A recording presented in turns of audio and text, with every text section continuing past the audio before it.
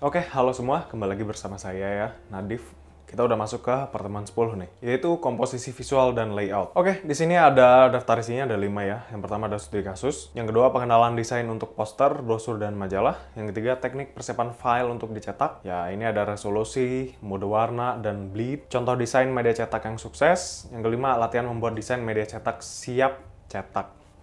Oke, yang pertama ada prinsip komposisi visual. Aturan sepertiga atau rule of thirds. Aturan ini membagi bidang visual menjadi 9 bagian menggunakan 2 garis horizontal dan 2 garis vertikal. Ya, seperti di gambar ini. Fokus utama ditempatkan di salah satu dari 4 titik perpotongan untuk menciptakan visual yang menarik secara alami. Contohnya, dalam desain majalah, elemen penting seperti judul atau gambar ditempatkan sesuai titik aturan ini. Keseimbangan simetris. Elemen desain didistribusikan secara merata di kedua sisi bidang. Ya, memberikan kesan formal, stabil, dan teratur.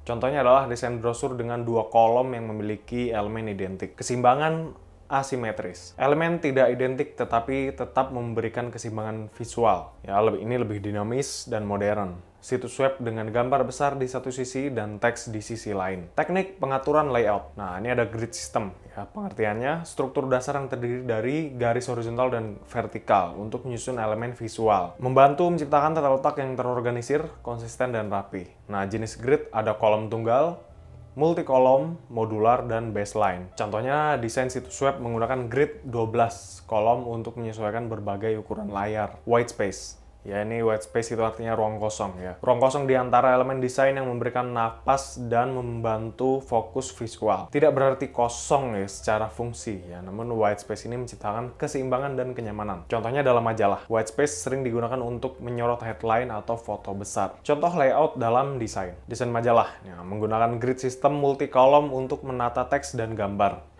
White space diterapkan untuk memberikan pembaca jeda visual di antara artikel.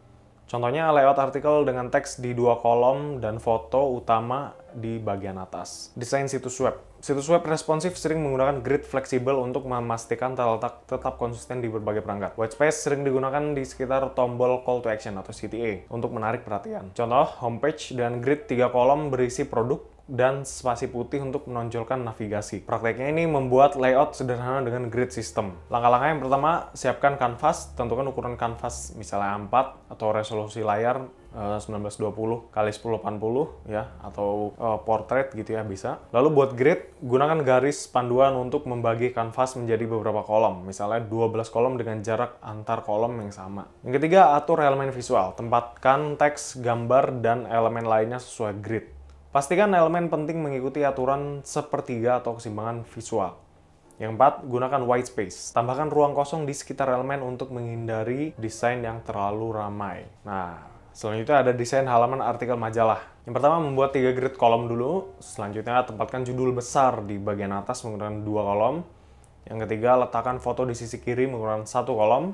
Yang keempat, isi 2 kolom di sebelah kanan dengan teks artikel. Oke, latihannya gunakan software desain seperti Figma atau Canva untuk yang pertama membuat grid 12 kolom, yang kedua desain halaman utama situs web sederhana ya. Header di bagian atas dengan logo di kiri dan menu di kanan, bagian utama berisi gambar besar 4 kolom dan teks ya 8 kolom, footer dengan 3 kolom untuk kontak, tautan cepat ya atau link cepat dan media sosial. Oke, terima kasih untuk kalian yang sudah menonton sampai akhir. Jika kalian merasa video ini bermanfaat untuk teman kalian, silakan di-share ya. Terima kasih.